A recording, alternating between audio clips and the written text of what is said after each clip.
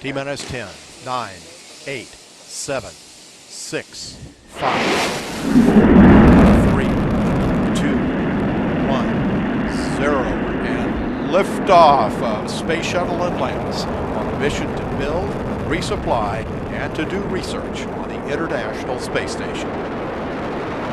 Houston now controlling. Atlantis begins its penultimate journey to shore up the International Space Station.